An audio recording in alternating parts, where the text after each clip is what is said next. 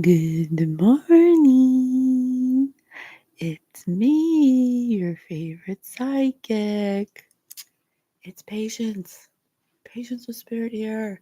Your psychic intuitive medium, host of Spirit News on Spotify, where we teach you about your non-physicalness. I'm here this morning. I had a doozy of a dream last night, and I just have to share it with you because it was so amazing. I'm probably going to cry at some parts if I don't cry right now. But it was beautiful.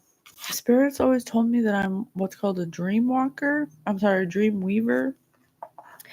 And it's when a psychic is able to heal people in the dream state. Not like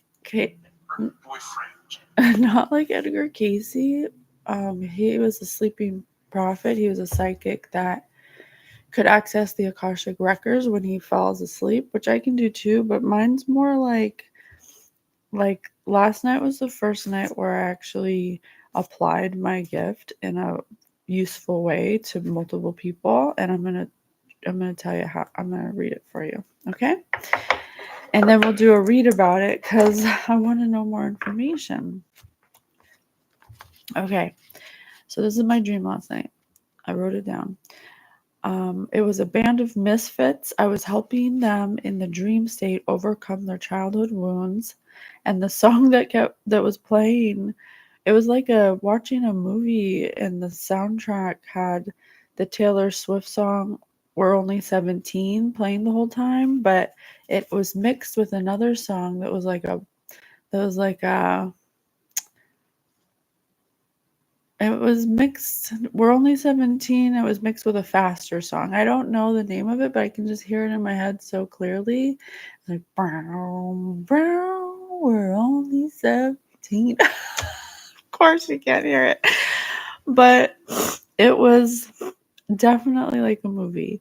So it started on a football field with fog and lights. And it was like it was like an after party of a football game one. I saw a 17-year-old boy or 16-year-old boy with curly blonde hair. He was acting crazy and wild. He must have been high off the adrenaline of winning the football game, but he had no control and was loud and obnoxious. Recalibrating. Then I met a girl. She had a lot of black eyeliner on with darker skin and was grunge and acted really tough and mean. Then there was a skinny small boy, a bookworm type kid, very small for his age and pale. We all were about to party. I was just me as a kid. I felt like their guardian angel. Maybe I wasn't a kid. I couldn't see myself, but I must have been their age at least. But I felt like myself. They were showing me their childhood wound by their actions or lack of action. They were reckless, they were rude, they were mean. I went and spent time with them one by one at the party. I showed them how to be friends, even though they were all so different. They dropped their guard around me and showed me them without the mask on. They were wearing one like the boy with blonde curly hair liked pain because he told his trauma to a girl. He told his childhood trauma to a girl he loved in high school, and she broke up that he thought he loved, and she broke up with him for it. Hey, Boyer. Good morning. And his trauma made him have an obsessive love style that already hurt him, so he developed a need to feel physical pain to stop his emotional pain. Then he showed me how, as an adult, he liked to be bit or feel pain in sex. I went up to him and hugged him and told him he can let that go now. Oh, here I come. Here comes the tears. And and he went back to a teen, and a shadow came off of him, and he was more calm. And then the grunge girl was so mean. She says really cruel things to hide how much she's hurting. She doesn't have a good home life. It's volatile like her, but I see her as a scared little girl that fears what's going to happen every night with her mom, who's an alcoholic. She created a tough exterior, but she loves music, so I show her some beats I love. And I start freestyling, and she lights up. Oh, I'm going to cry. And she lights up. Whew. It's so cute. I can't see with tears in my eyes. It was a good dream, you guys. It was cool. She lights up and puts her guard down. I show her how to use music to transmute her fear into joy, to use pain to turn to love. The smaller boy was the hardest. He's very quiet and antisocial.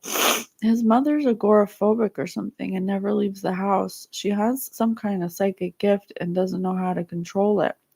So the boy was never properly introduced to society, but then thrown in school. He overindulges in food, but is very pale, small, and skinny.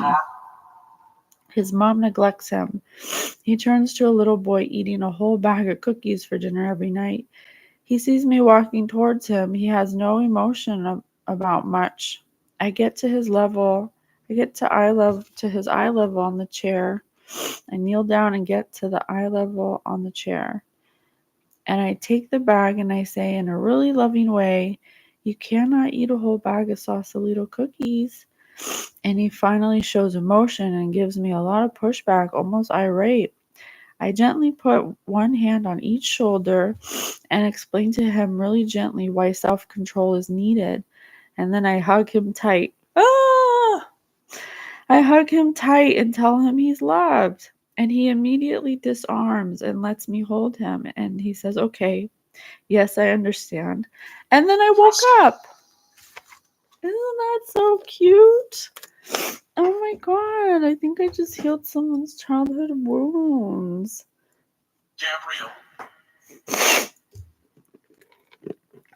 Okay, let's see.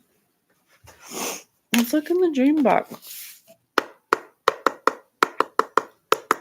Spirit, can you please tell us something about the dream?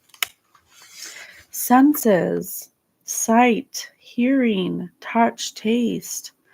Many people find that they can't smell or taste anything in a dream, but dreams focusing on one sense to the exclusion of others indicate a need to bring that sense into play into waking life. Oh my gosh, that's so cool. Touch. A focus on the sense of touch suggests that you may be out of touch with the feelings of those around you, or maybe your own, especially if you can't see or hear anything. Yeah, this person was devoid of emotion. The little boy who ate the whole bag of cookies. Were you deprived of your other senses? So he's deprived of love because he was neglected. His mom wasn't in a place to really give him attention. This is likely to be a way of emphasizing the need to be in touch. A dream where what you are touching is soft and luxurious may be exotic and sensuous and suggest your sensual nature rather than having a deeper meaning. So yeah, this boy and he was eating the cookies, which is taste. Being able to taste in a dream may be nothing more than a reflection of the pleasure you gain from tasting food, drink, or your partner's skin in waking life. If you're eating a particular food, it may indicate you're lacking something provided by that food stuff. Yeah, he was lacking love and emotion. He was lacking physical touch. And so he needed just a hug to show that he was loved. And then hearing for the music. I taught her how to use music to transmute her pain. And sight. I observed the blonde boy's wound as being valid instead of scrutinizing it. Rebecca. We may not be aware of it, but everything we see, even subliminally, is stored away in our subconscious. Are you turning a blind eye when you should be paying attention? Yeah, he was vulnerable to somebody who he thought he loved about something that was very painful and embarrassing. And he thought that by telling her that she would understand, but instead she rejected him, and it created a rejection wound in him that was very painful, and he couldn't stand rejection.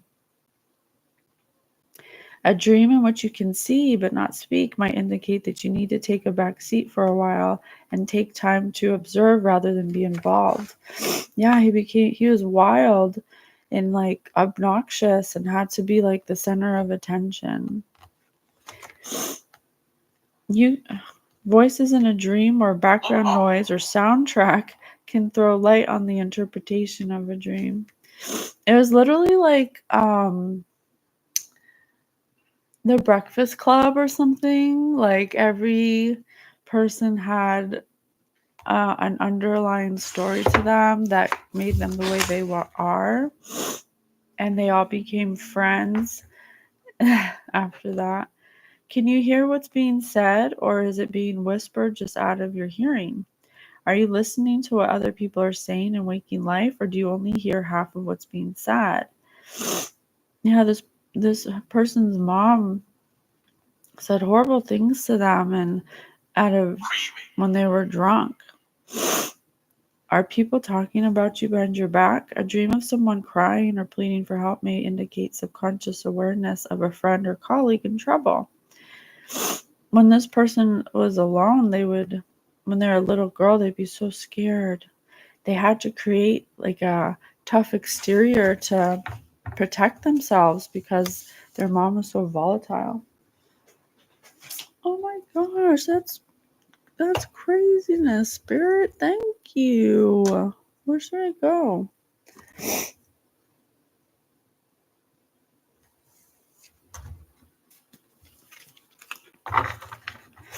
All right. Why did you show me that dream? What's the point? What did you want to tell?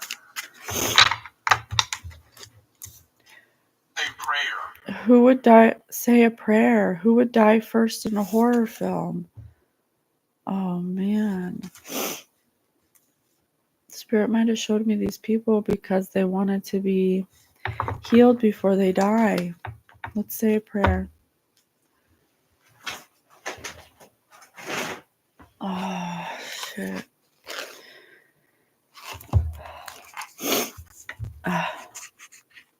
I thank you, Lord, with all my heart.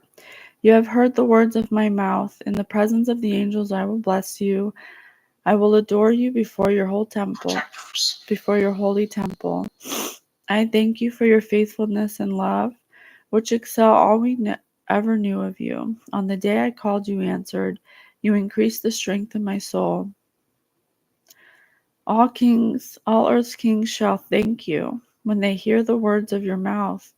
They shall sing of the Lord's ways. How great is the glory of the Lord! The Lord is high, yet he looks on the lowly, and the haughty he knows from afar. Though I walk in the midst of affliction, you give me life and frustrate my foes. You stretch out your hand and save me, and your hand will do all things for me. Your love, O Lord, is eternal. Discard not the work of your hands. Amen. Well, I'm happy to help. I'm happy to be of service. What else? Who is most likely to accidentally commit tax fraud? Yeah, so one of these people have committed tax fraud, and one of these people could potentially die. Astral. Yeah, we were in the astral plane doing some healing. They want to do it was like they wanted to be forgiven or something. They were asking me to help them in the astral realm. Maybe because they couldn't ask for help in the waking life. They don't know how to ask for help. Who would you rather marry? This could be someone, one of these people could be someone you're married to, collective, or whistleable. Yep. So one of these people committed tax fraud. One of these people is going to pass away. And one of these people you're married to, collective, or were married to. They might all be passing away. What story from your life comes to mind when you hear brave? These people are brave. I don't think they are, but they are. I saw what they went through as a child, and that takes a lot of courage to go through that. I think they think that they're weak because of it, but really, they're really strong. What's a past situation that still makes you cringe? They're having a hard time getting over their childhood trauma as an adult. They may be acting out in certain ways as an adult to deal with their childhood trauma. But Spirit wants you to know that you don't have to actually relive your childhood trauma to get over it. You just have to identify the emotion. Hey, Ophelia. Good morning. Just doing some healing. Oh, flower. Spirit sends you guys some flowers. Distant. Who is the most likely to have a live, laugh, love sign in their home? These people are distant from living, laughing, and loving, to having a full life because they're not unhealed. They went through some horrors as a child, and it's caused them to act out in lots of strange ways. I did. I'm sorry. I hope that's a good thing. What is something you're embarrassed to admit? They're embarrassed to... Okay, good. This is a good thing to wake up to. Some healing. They're embarrassed by their behavior. I think something happened where they're starting to understand that a dozen people, perhaps, or maybe a dozen things they've done, they're starting to admit to themselves that they're not what they thought they were, I want to say. They're embarrassed to admit something to you. Maybe that's why they came in the dream state. They're too afraid to approach you, collective, about something they're embarrassed about that makes them cringe. What attribute do you find most attractive in a person? And that's under who would you rather marry?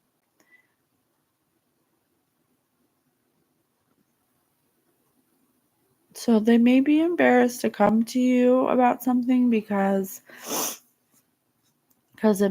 something they did makes them cringe, that they're gonna have to be brave about, but it's something that they're gonna have to admit or talk about or release in some shape or form. Something about committing some kind of fraud. It doesn't have to be tax fraud. It could be insurance fraud. It could be, all the frauds, I don't know, health fraud. I don't know all the frauds. But the more I say the word fraud, the weirder the word becomes. And now it's weird. Fraud. What was the more difficult child? Yeah, these people went through hell as children. They were traumatized by their parents. Their parents were not in a place to have children. Their parents were the kind of parents that had children to fix something, when someone has a child because they think it's going to make their life better. Having a child is a lot of work. True. Having a child does not make things better. If anything, it'll make things worse because they're not in a place to really give that child unconditional love. So these people are dealing with childhood trauma. I don't think they know how to heal childhood trauma. So they did something in their adult life that's directly related to their trauma, and now they're embarrassed about it, and they're trying to find a way to come clean about it, I guess. What's your favorite method of self-care? They're going to have to do some self-care to get their field to a place of clarity to be able to be brave enough to right some kind of wrong they did to somebody they're married to or were married to, someone they find extremely attractive. Well, in the dream, I was like reparenting them. I was showing them how to love themselves. The self-care is different for each person. It was related to the senses. So for the blonde boy, the self-care for that person is acknowledgement, is recognition, to be seen, to be heard, to be validated in their emotions. So maybe their parents always scoffed at their emotions. You're welcome. Thank you for being here. Maybe their parents always made them feel like their emotions weren't valid. And so they learned to, or maybe something that happened to them was never validated, that happened from their parents, that was never talked about or validated. And so their self-care is to validate that wound. Yes, it happened. Yes, it hurt, but it's not who I am and it made me better. You have to transmute something like that. You don't have to actually go through it. You don't have to. Oh, you are? Spirit just said Virginia. That's beautiful. Thank you for being here. So Spirit wants you to know you don't have to actually relive. You don't even have to go talk to your parents about it.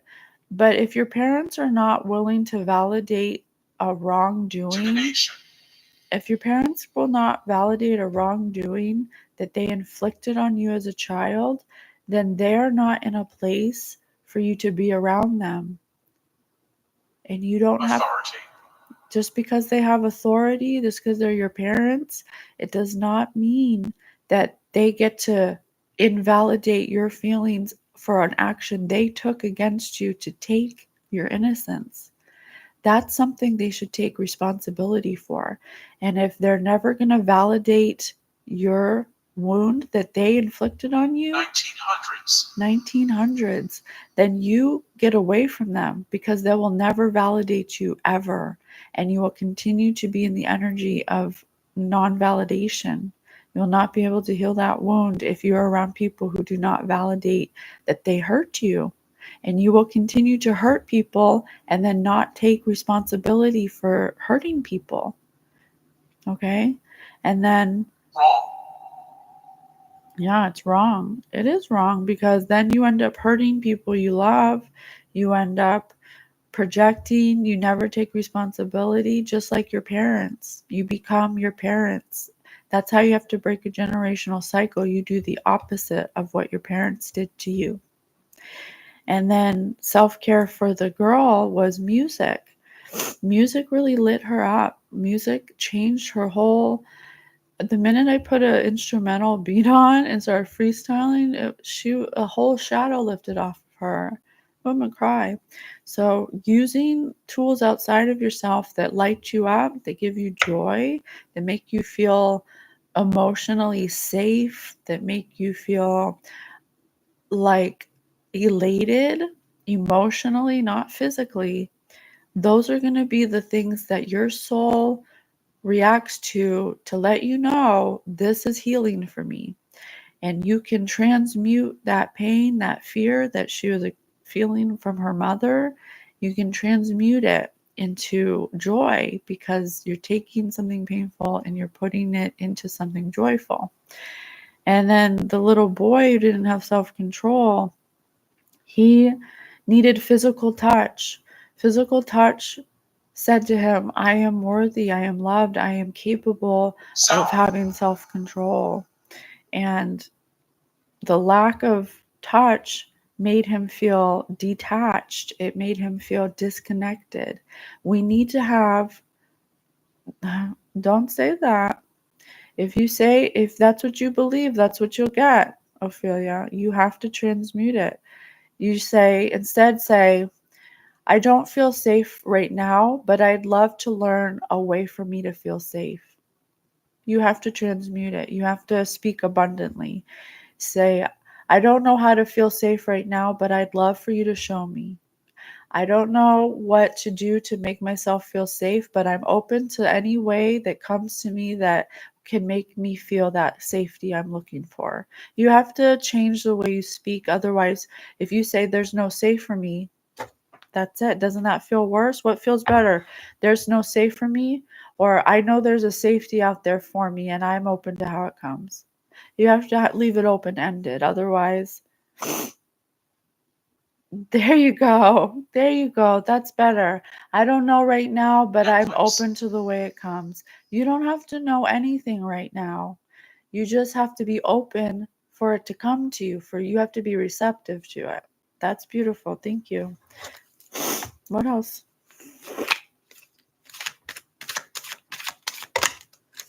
Oh, we got a straggler inboxer.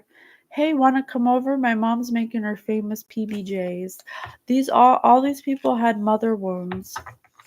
All these people had mother wounds, things that their mothers did to them. They have to remember, you don't have to confront. You don't, if your parent is not willing to go the extra mile for you and Yes, it is. and take accountability for their actions, then you cut them out of your life until they're ready to do that. Who is most likely to get their own Netflix comedy special? Yeah, definitely using laughter, using comedy, laughing about that's under something I'm embarrassed to admit. You know, when you do something and then you laugh, you do something silly and then you laugh about it later. You have to understand that in time, all things get healed if you allow it. So, Spirit's saying, you could watch a movie, you could make sure what you're watching isn't a horror movie to transmute energy. You want to watch something funny that's going to uplift you, a comedy. If you're feeling down and out and you're not sure what to do, you have to transmute the energy in that moment. You listen to an uplifting song, you watch a comedy special. Your mom did something horrible. What is Stiffeners. there's Fortunately, your parents might have done something horrible because they weren't in a place to really give you their all emotionally, but they're not always bad all the time. There are going to be moments where there are good times, and those are the things that you want to remember when you're trying to heal. Because if you focus on the bad things your parents did to you, and that's all you focus on, then that's the energy that you're going to live in, and that's the energy you're going to project. So you have to consciously and willingly know that your parents did bad, but know that they did the best they could at the level of consciousness they were at. And think of the good moments where they were in a moment of a high flying disc and you had a good time. And that'll help you just kind of not worry so much about what they did to you, but help you focus on how to move forward. What's the worst purchase you've ever made? My story of my life has changed so dramatically. Everything I thought was true was a lie, and I'm fighting my way through it sometimes. It's hard to breathe, and I'm learning that people that I come from. Well, remember, you're tough, girl. God wouldn't give you anything you couldn't handle that wasn't meant to push you forward into greatness. If your story has If you have a tough story like these guys, Result. it's meant to give you the highest results possible for your development. It's meant to push you, forge through the fire. Me too. I have this same thing. I'm learning that nothing was what I thought it was. I had rose-colored glasses on. I made excuses for a lot of people in my life that didn't treat me good, that I saw them from a higher perspective for their potential, because I'm a healer. So, and I'm an empath. So instead of looking at them for what they were, I actually turned them into better people than they actually are. So I never got to heal from what they were actually showing me. But I am now, and it's never too late. And it's going to be fine. You're going to be all right. You got to find the joy. You got to transmute it. You listen to music, you dance, you watch a comedy, you make a PBJ. Yeah, it could be true for sure. I think it definitely is for somebody out there. What's the worst purchase you ever made? It's under what attribute do you find most attractive in a person, and who would you rather marry? These people have relationship issues because of their childhood wound. They can't, they may have generally, yeah, they may have spending problems. They may jump from person to person trying to fill a void. They may compare themselves to other people that have like what they perceive to be better than them. They have a lot of distortions because of their wound. High five. High five. I love giving high fives. I'm an over high fiver, actually. If I high five too much, you just tell me to stop. All right, what else?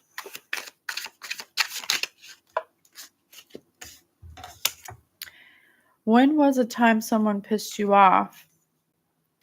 They also have some anger issues. They all had anger issues, just at varying degrees and triggered by different things. Who was the more difficult child? Lively. Spirit says, call them lively. Don't say they're angry. Call them lively. They have a lot of energy in them. Who is the most difficult child, and what story comes to mind when you hear the word brave? These kids are brave. They were brave. They're very lively because of their childhood wounds. They're very quick-tempered. They're quick to anger when something doesn't go their way or they get challenged because they don't want to be hurt. It's like autopilot. It's an automatic response system to defend themselves because they feel lost. They don't know any other emotion now because they've had to have this automatic emotional defense mechanism on to protect themselves. Who would accidentally pop a bottle of champagne in their face? They could potentially be having addiction problems. Addiction problems with anger is a volatile combination. What's your least favorite job? They work jobs that they don't like because they don't know how to set boundaries for themselves or strive higher because they weren't taught to do that. Their parents didn't teach them how to be more than them. Their parents only taught them how to be at the level they were at because that's the level they got to. The player on each side must show their best model walk. Choose the winner. Spirit says everyone's a model. Spirit says it's time to be your best self. It's time to choose. It's time to choose to be better. It's time to break cycles. It's time to heal because you can't go on living like this. This isn't a full life. You're angry. You got addictions. You compare yourself to others. You have spending problems. You jump from relationship to relationship. When was a time you had good intentions but everything went wrong? When you have a distorted view, when your field is distorted from trauma, you are in self-protection mode. Everything becomes about protecting yourself and you become self-sabotaging because you think something's good in the moment, but you haven't learned to view beyond the moment. You have to have a higher perspective of your linear view because what you do now can affect you later. And so you have to understand that every decision you make in an unclear field is going to affect you in a negative way. Really?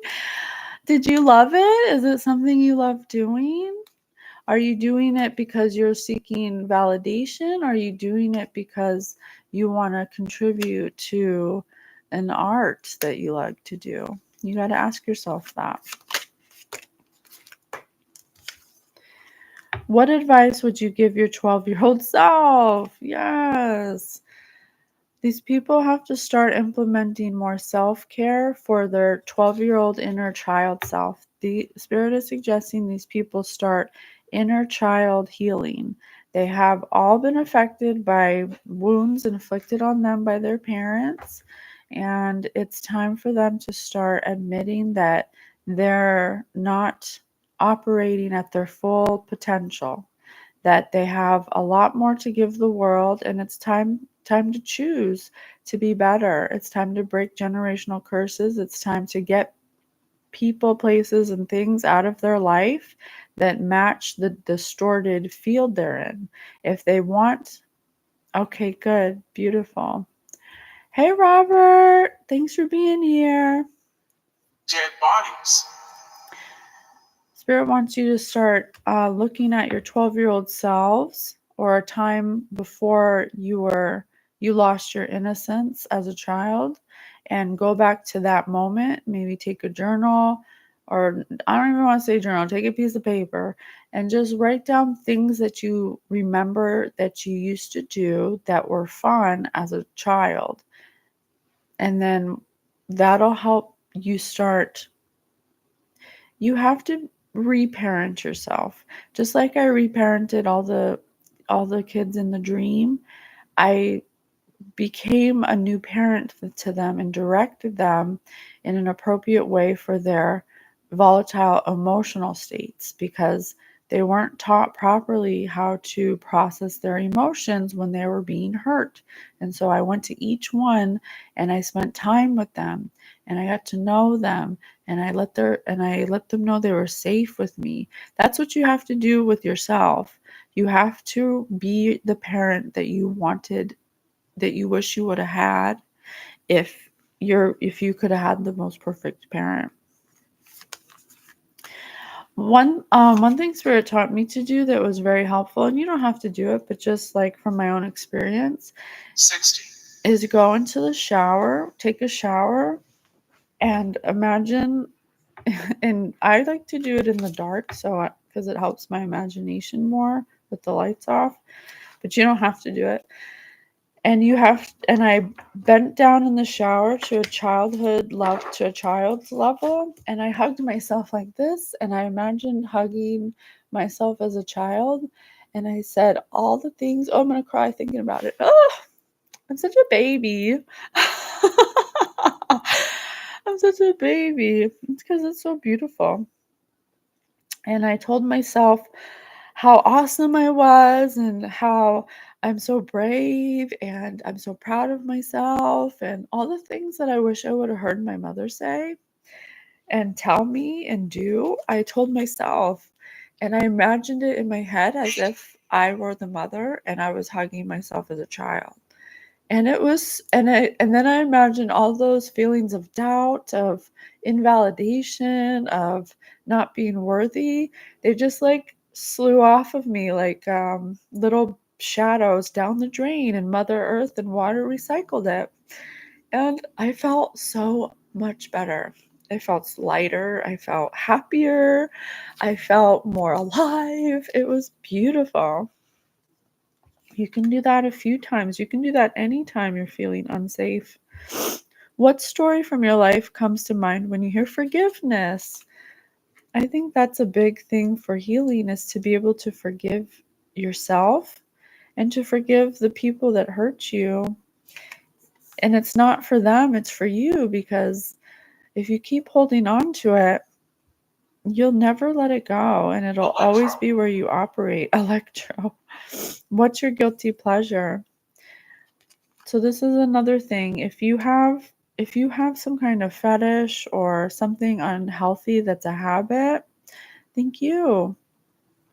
and it's a guilty pleasure, you may want to journal that down, jot it down, and when you get the urge to do it, you need to do something to transmute it. You have to do something that's an identifier, an identification mark, telling you that your inner child wound isn't healed yet, because you, in a natural, clear state, you will not have the desire or need to fill any kind of void with a guilty pleasure. Does that make sense? Because you will be full. Your heart will be healed. It won't need any outside stimulation to make it feel safe. Usually we create addictions or fetishes or unhealthy habits to help soothe us, to help soothe some anxiety or a feeling of feeling unsafe, to help us take our mind off of it for a short amount of time. But what happens is that you do the pleasure, but then you feel the guilt. You feel the guilt and the shame of it, and that exacerbates the wound, because you're not actually healing it, you're actually feeding it. You're feeding it something that isn't going to heal. It's like putting salt in a wound.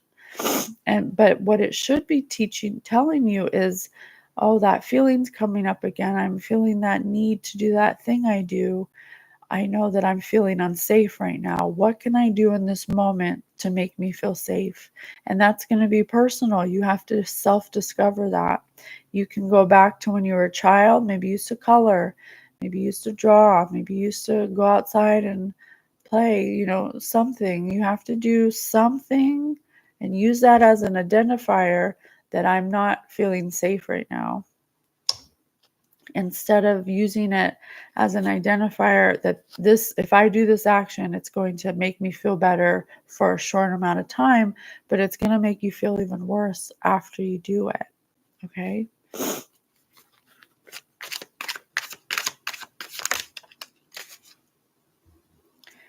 Who would accidentally kill a plant?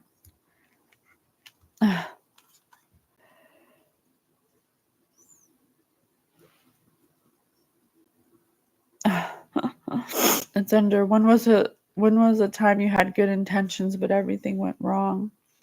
If you're in a space where you're trying to force things, or you're trying to make things go a certain way, like, if this is just a metaphor, but if you buy a plant to try to make yourself feel better and you kill it on accident, well, that's going to make you feel worse. So if you're not in a space to take care of yourself, then don't go out of your way to get something, a person, place, or thing, to make you feel better, because you're just going to hurt it. You're just going to hurt it because you're not in a place of healing. So if you're feeling it's a good intention, you want to go get a new relationship, even though you're in a relationship that makes you feel inadequate, okay, but you're not in a place of healing. So even though you have a good intention, you're trying to fix something with a fleeting feeling of excitement of a new relationship, it's not going to work out in the end, because you're not in a place of healing.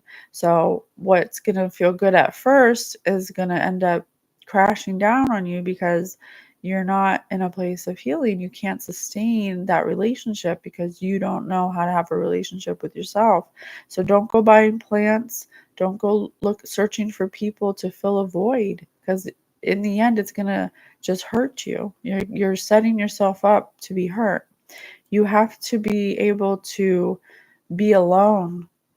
You have to be able to sit in your own energy. If you can't sit in your own energy, you're going to kill every relationship that you enter into. It's going to be your biggest cooking fail. Yeah, it's like going to the grocery store. It's like when you watch the Food Network and they made the best dish and you're excited to make it. You go get the ingredients. It's exciting. It's going to be so yummy. And you get all the ingredients and you work hard and you chop up all the stuff and you're following the directions and you make it. And then when you eat it, it's just not what you thought it was. Yes. It's because it's not the food's fault it doesn't taste good. It's you. It's you. It doesn't matter what you would have cooked because nothing would have been good enough. And so you just end up hurting people over and over again because you have not learned to be by yourself. Describe a time gender roles stopped you from doing something you wanted. Yeah, because these people they're in a cycle of they're repeating cycles and generational curses of their parents. So this one of these people could potentially want to be, maybe they're transgender, maybe they feel like a different gender, maybe they want to be gay, or something that stopped them from being their authentic self. So because their childhood wound, they're not allowing themselves to feel free enough to be themselves. We all are, boy. Nobody, 444 on the clock. Nobody in this world is not here to learn a lesson. No matter, everybody suffers in some way, shape, or form because that's the point. We come here, we come here to have fun, but it's an evolutionary process of our emotional state. And so we actually come in here with a plan. And according to spirit, your soul comes here knowing that it chooses its family, it chooses its wound, and it hopes that the body and the soul can merge together and actually take the lessons from the trauma and make themselves better. You have to know what you don't want. You have to go through pain or suffering to know what you don't want, because otherwise, without a body, without a vessel, we're completely perfect. We we're pure love. And so I asked spirit one time what the meaning of life is or why we come here. I asked them why we come here, and they played that song for me, by McGill, Where's the Fun in Forever? And he says, where's the fun in forever, living in a sea of time? If we had no end or beginning, how would we ever know love? And you have to know the contrast of not being loved to know how much you could be loved, you know? So these people are just living in a wound. We will go. It's strange the way you can find to be opposite of anything I ever thought I used. Yeah. You have to go through the fire to the window, to the wall. You have to go through the fire to be forged in it. It's the only way. Otherwise, you become complacent. If everything is perfect all the time, you become bored and complacent because there's nothing challenging you. So these people just don't know that. They don't know the healing journey. They don't know. It's hard. These days, nobody teaches you how to heal. They just throw you into the world and say, good luck. We're starting to now, like platforms like this, where there's healers that are able to explain the healing process to help people process emotions. But we're not generally taught this. It's not taught in school. Our parents don't know it. And so as we ascend in this time and we go into the new energy, it's going to be more about coming from a heart space where we have more compassion for ourselves and what we go through, because these people aren't having compassion for themselves. Thank you, Ophelia. It's spirit. Spirit taught me. And that's another thing. We all come here with spirit guides we're supposed to be asking for help. Just like in ancient times, they would ask their ancestors for guidance. It's just because it was ancient doesn't mean it's not a relevant tool. It's always been a relevant tool and it still is. It's just a modern time. And so we need to be more aware that we can have help all the time. We're never alone. Your spirit guides are always here waiting for us to ask them for help, but they cannot help unless we ask, because then they don't want to infringe on our free will. So one of these people could potentially be gay and they are not living their truth. So another way that they're repressing themselves and why they're acting out and doing incorrigible or corrigible. What does corrigible mean? Let me look it up.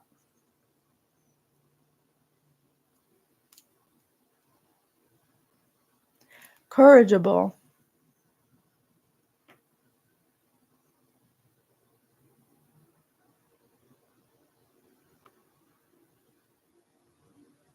Capable of being corrected, rectified, reformed. Spirit said these people are capable of being corrigible, reformed. Of course they are. Everybody is nobody's denied healing. God does not deny anybody healing. If you show that you want to heal and you make a conscious effort to change and to realize that you're not perfect and there may be some things that need to change, you will never be denied healing. Ever, ever, ever, ever, ever. What's the riskiest thing you have seen someone do? Back to this embarrassing thing. There's something that they want to share with you about their sex life that's pretty risky and a guilty pleasure. It's not something they have to share so much, but it's something they have to heal. Because like I said, if you're looking for kicks on Route 66, it means you have healing to do, because in a healed state, you will not need such extreme things to make you feel. People want to do those extreme things to make them feel something because they've denied their true feelings for so long. Who is more likely to get catfish for their own entertainment? Oh, geez, that's not good.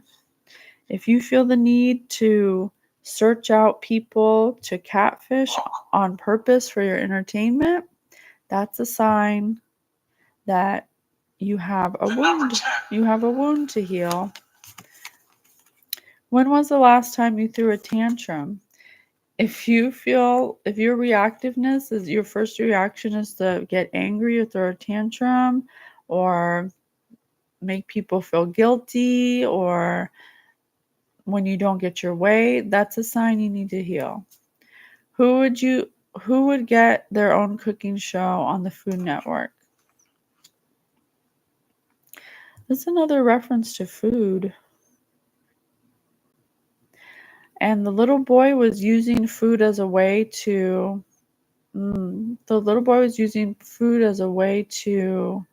gotcha.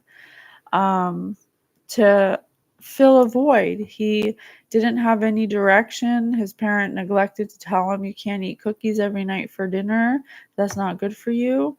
And so one of these people uses food as a way to heal. So if you love food, instead of eating, overindulging and eating it to fill a void, use your love for food to create an awesome meal that people would love. That means you have some kind of passion for food. You got to find what your passions are. You got to find the things that bring you joy. All right, we'll do a couple more and then we'll close it out.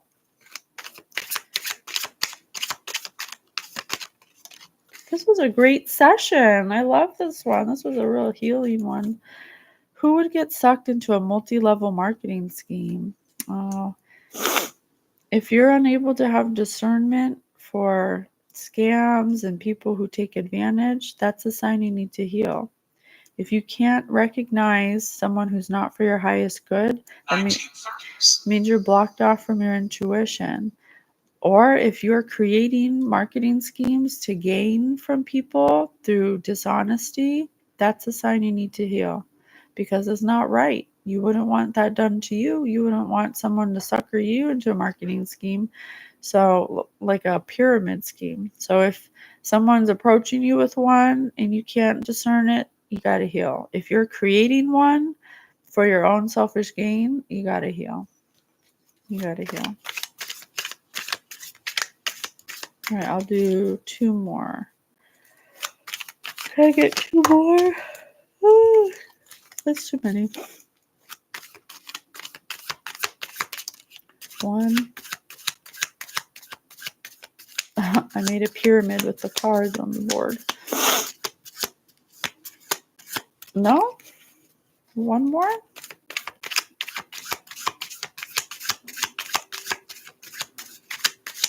No, I guess not. Just 1 more. How did you spend your day the last time you faked sick? Oh, hypochondriacs. If you find yourself always being sick or faking sick, that's a sign you need to heal.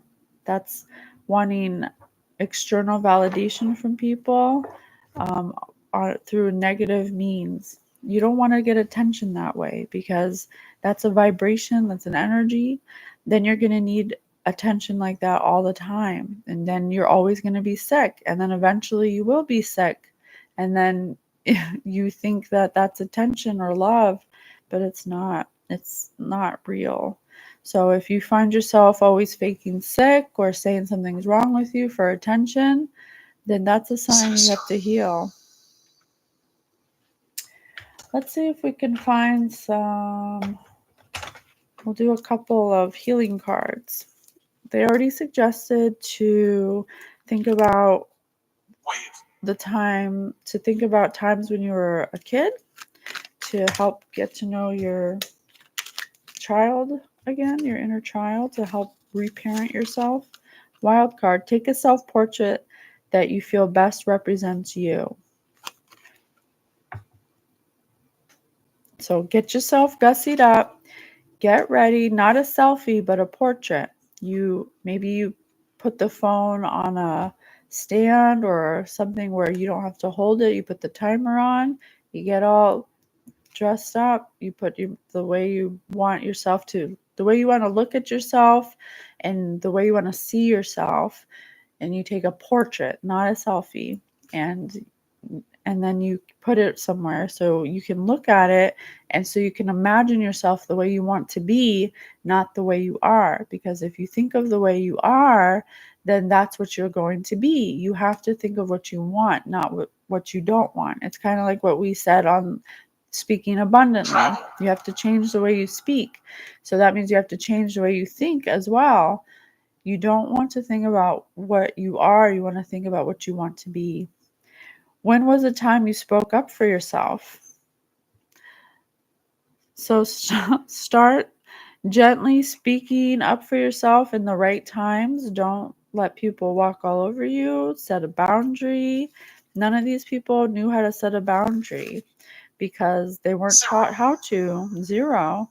So now's the time when something makes you feel uncomfortable, when a person makes you feel uncomfortable, you don't have to fly off into a rage, but you can use your reactiveness to that situation or your inability to speak up for yourself to know where you're at and what needs to be healed. If you encounter somebody that doesn't validate you and that you're afraid to tell how you feel, then that is somebody you don't want in your life. Just period, point blank. Because if you do not feel comfortable enough to set a boundary or they don't listen to your boundaries, then that's no. That's a big no. It's a big no. They got to go. What could happen? But if someone wants to respect your boundaries and they say, okay, my bad, and they have a healthy reaction, then that's a go. And not a boundary like a physical one. I'm talking about an energetic one. You want to just get that person out of your life completely, and that's the boundary. If they're not going to respect what you say, how they make you feel, if they're not going to respect that and they're not going to acknowledge it or validate it or acknowledge it at all, then they got to go. What good habit might not be right for you? What good habit might not be right for you? That's a good one. What does that mean? Spirit, what's that mean? What good habit might not be right for you?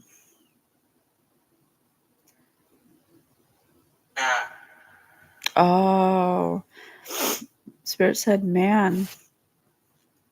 So maybe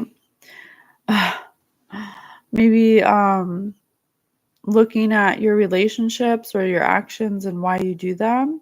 Like, for instance, you said you did a modeling job, and my first thought was, well, I hope she's not doing it for validation. So it can be a good thing to be a model.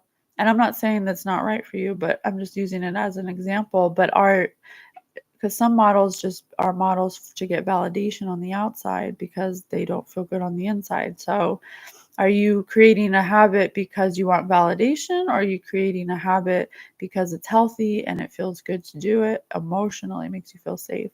So knowing the difference. Don't create a habit don't create something that you want based on needing validation. Create something that's good for you based on that it makes you feel safe and makes you feel confidence. All right, I hope this helps. I love you guys. See you next one.